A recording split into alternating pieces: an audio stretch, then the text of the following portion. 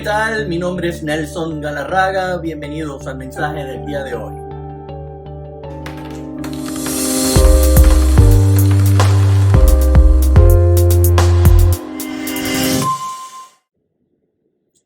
El título del mensaje del día de hoy es ¿cuál es la diferencia entre la fe y la religión?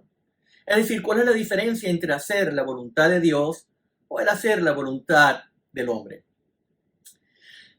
Si analizamos la palabra religión, que sale muy poco en la Biblia y que en realidad es una palabra derivada del latín, que cuando se menciona no tiene una connotación positiva o no tiene una buena luz.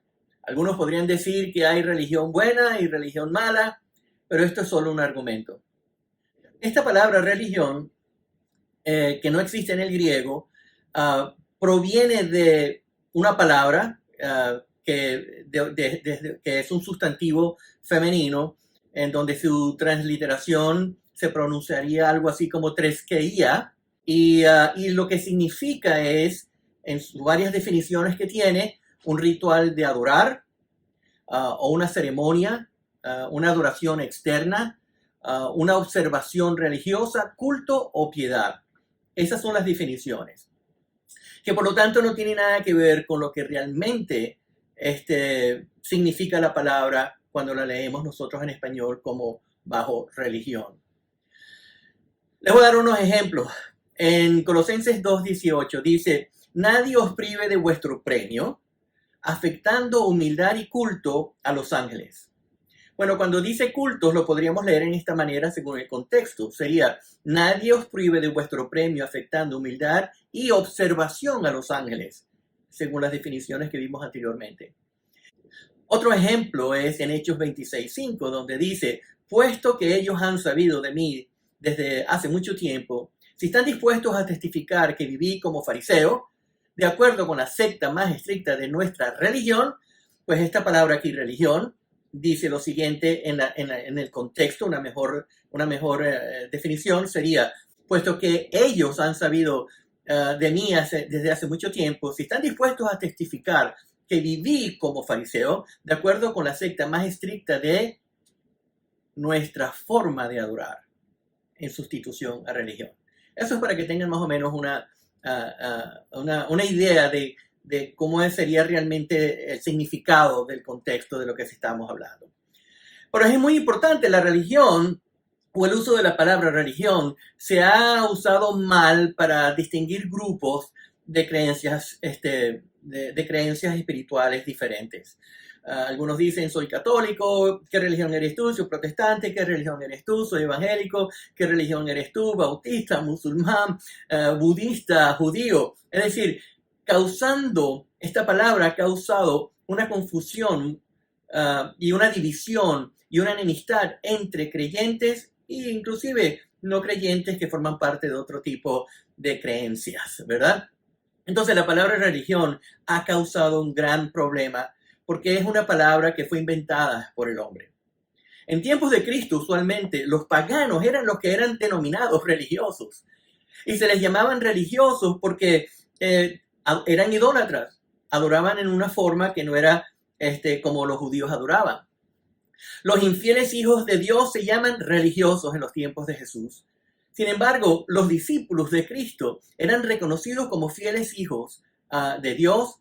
¿Por qué? Por su fidelidad, porque habían demostrado un buen ejemplo y la disposición de morir en la cruz por él, predicando el evangelio. Y aquí la gran diferencia entre fieles y religiosos. La religión es una palabra, como dije antes, inventada por los hombres y es una institución diseñada para controlar a la gente y para esclavizar, robándoles la esencia de la fe, del amor y la esperanza de sus vidas. Es triste poder decir esto, pero es la pura verdad. Las religiones han dado un muy mal ejemplo en relación a en quién creemos y con quién estamos nosotros lidiando diariamente, es decir, con nuestro prójimo.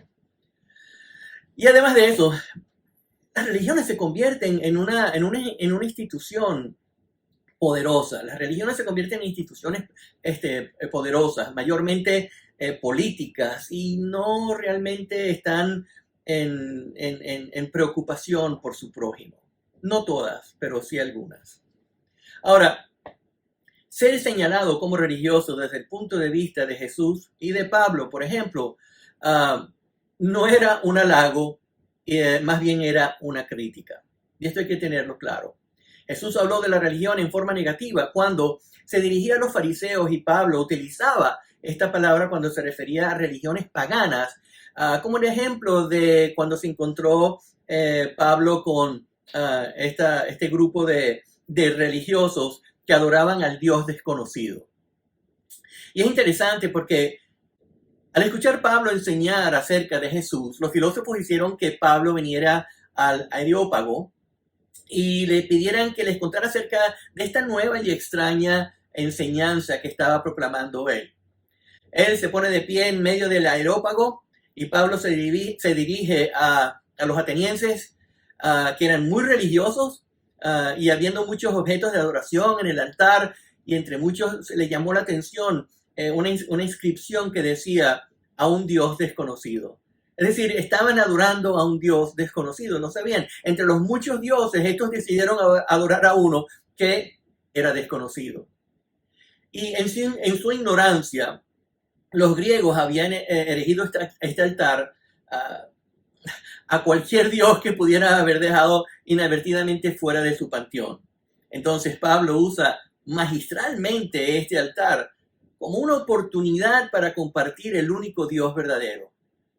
Y como los griegos obviamente no sabían quién era este Dios, Pablo explica que este Dios desconocido era el Dios bíblico, era el creador del universo, el creador de la tierra y de los cielos, que no habita en templos hechos manos de hombres. En realidad Dios es la fuente de vida para todas las naciones y Él es realmente aquel que ustedes estaban buscando. Y esto fue lo que causó una gran revuelta espiritual entre aquellos que oyeron las palabras de Pablo. Y lo que vino a decir fue prácticamente esto. Dios es verdadero, Dios sí existe, no es algo que no existe, existe. En Él vivimos, nos movemos y por Él existimos, según Hechos 17, versículos 27 y 28. Los griegos no pudieron encontrar a un verdadero Dios por sí mismo, pero el Dios vino a buscarlos a ellos. Él llama a todos los hombres a arrepentirse y aceptar a Jesucristo como su Salvador. Él llama a todos los hombres a arrepentirse y aceptar a Jesucristo, quien resucitó de entre los muertos y juzgará al mundo en justicia. La verdadera religión puede resumirse, por lo tanto, en palabras sabias escritas en Miqueas. Ya se te ha dicho lo que de ti espera el Señor: practicar justicia, amar a la misericordia y humillarte ante tu Dios. Miqueas 6:8. Este es el centro realmente de lo que significa a lo mejor una verdadera religión, si es que se le quiere llamar así. Pero en el libro de Santiago añade esta palabra religión en Santiago 1, versículos 26 y 27, donde dice: si alguno se cree religioso entre vosotros y no refrena su lengua, sino que engaña a su corazón, la religión de tal es vana. La religión pura y sin mácula delante de Dios, el Padre, es esta: visitar a los huérfanos, a las viudas en sus tribulaciones y guardarse sin mancha en el mundo. Ahora, aquí hay un reto muy grande para todos los creyentes. Él dice, si alguno se cree religioso, si alguno, entendiendo que esa parte de religión o religiosidad está basado en una forma de adorar a Dios externamente, y dice, si estás haciendo cualquier cosa pero no puedes refrenar tu lengua, tu religión es vana, tu acto exterior es vano, según las definiciones. Y por lo tanto dice en el versículo 27, la religión pura, es decir, el verdadero acto de servir, el verdadero acto de poder adorar a Dios, esa adoración externa, es realmente visitar a los huérfanos, a las viudas en sus tribulaciones y guardarse sin mancha en el mundo. Y eso es un gran reto para nosotros los cristianos. La verdadera religión ocurre cuando el evangelio se sujeta en el corazón de una persona. Cuando eso sucede, los deseos cambian, la mente cambia. En lugar de intentar encontrar satisfacción en dioses que no responden en cosas de este mundo, los creyentes encuentran satisfacción, alegría y paz en relación con Dios y en su promesa de vida eterna. Esta es la forma de adorar a Dios. Y esta es la forma en la cual Él se complace. Y esta es su voluntad. La voluntad de que nosotros podemos experimentar la promesa de vida eterna. Esta es la esencia de lo que se llama a menudo a ese mandamiento que Jesús nos dejó, diciendo: ama al Señor tu Dios con todo tu corazón, con todo tu ser y con toda tu mente. El amor de Dios también llama a los demás, porque el segundo mandamiento dice: amarás a tu prójimo como a ti mismo.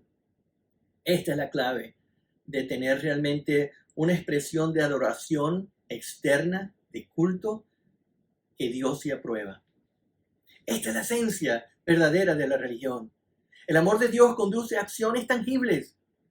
Quienes aman a Dios, el único Dios y el verdadero Dios, comenzarán a verse a sí mismos como menos importantes y van a poner las necesidades de los otros antes que las suyas.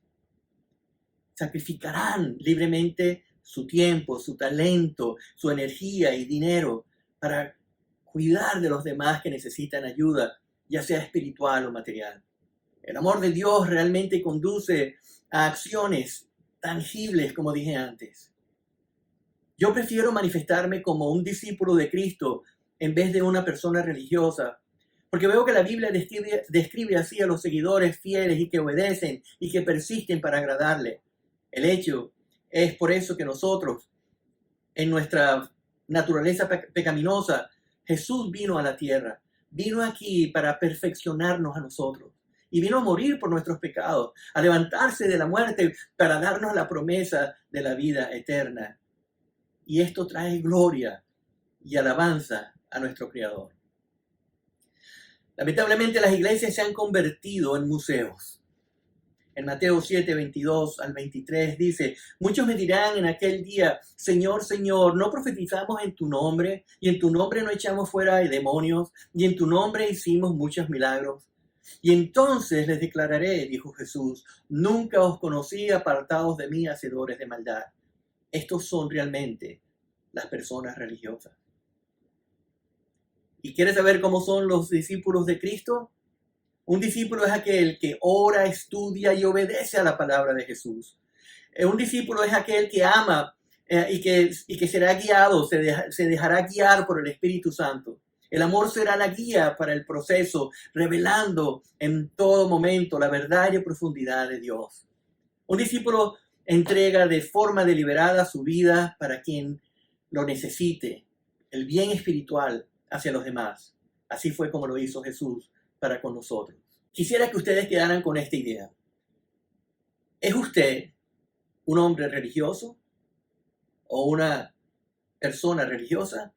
¿O es usted realmente un discípulo de Cristo? El Espíritu Santo le va a tocar y le va a señalar en dónde está su corazón. Entienda el mensaje de hoy. Hay un peligro entre ser fieles y ser religiosos. La fe nos lleva a un lugar que nadie nos los puede ayudar a llevar. No es su ministro, no es su pastor, no es nadie. Es Jesucristo a través del Evangelio. Ahora, los religiosos se dejan llevar realmente por hombres y por mandatos de hombres. Experimente la verdadera relación con Dios siguiéndole, siendo un seguidor, con fe, confiando en Él, de que sus promesas son verdaderas. Así que, a ser buenos discípulos de Cristo.